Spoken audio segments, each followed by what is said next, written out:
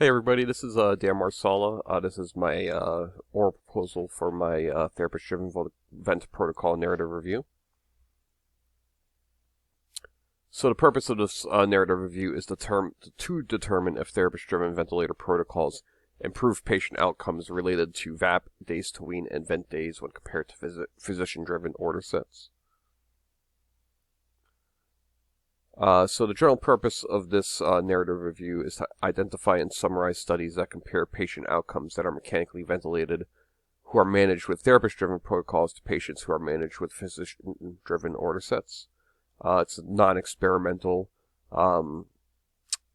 It is a narrative review format, and the study question for this is, do therapist-driven protocols improve patient outcomes when compared to physician-driven order sets? And the type of statistics for the studies are inferential statistics. The sample selection for this narrative review will include studies with adult patients undergoing mechanical ventilations in ICU setting, and the sample information will be gathered from studies searched through sources like PubMed, Google Scholar, Albertson's Library. So we have a few variables in this study. You have three dependent variables, which are VAP, vent days, and days to wean. The method of measurement would be recording the number of occurrences of VAP in these studies between the physician-led groups and the therapist-driven groups, and then determine the mean between the groups and to compare the statistics between the groups here. The level of measurement on those is a continuous interval. And then you have two independent categorical variables, which are physician-driven and then therapist-driven. And it's a category of data, and they are the level of measurement is nominal on those.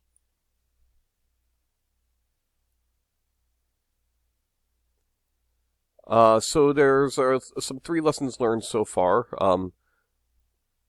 I think if things, one important one is if things feel very overwhelming, sometimes you just have to take a step back,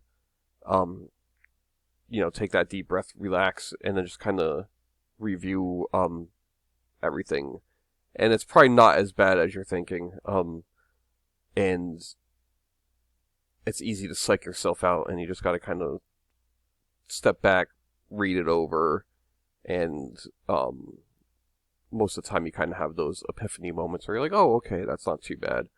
To kind of expand on that, throughout this program so far, Dr. K, Dr. Rice, and Dr. C have been all excellent sources and have been super happy to help out.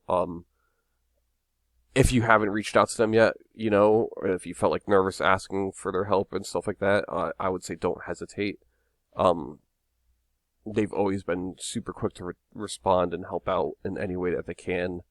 Whether it's through email, a Zoom meeting, things like that. I think, if you haven't utilized them as a resource, definitely consider doing it. Like I said, they've been more than gracious when I've had questions and stuff like that and helping me out.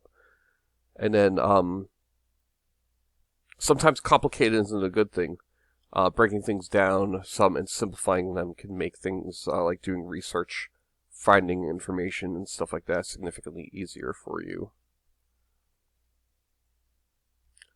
So the project timeline, obviously 6/24, is having the research proposal, the application for IRB and everything completed and turned in.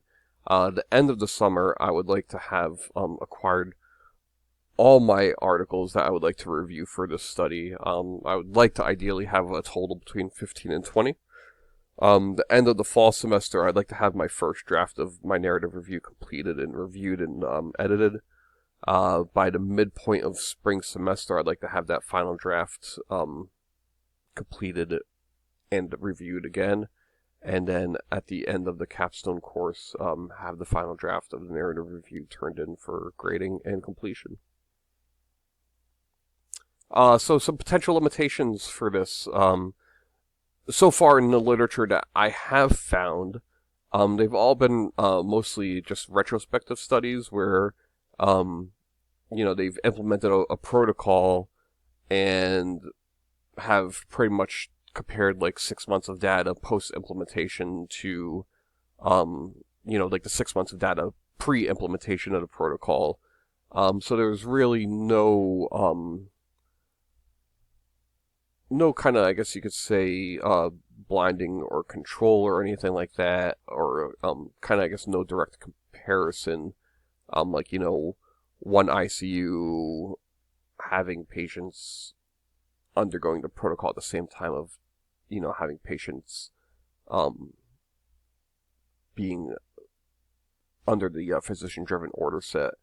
So you don't have like those direct comparison statistics or, um, I mean, the patient population, obviously, it's all adults, but you don't have, you know, a control of, what kind of specific patients exactly, or, if there's no like kind of age limitation, it's just all adults, etc.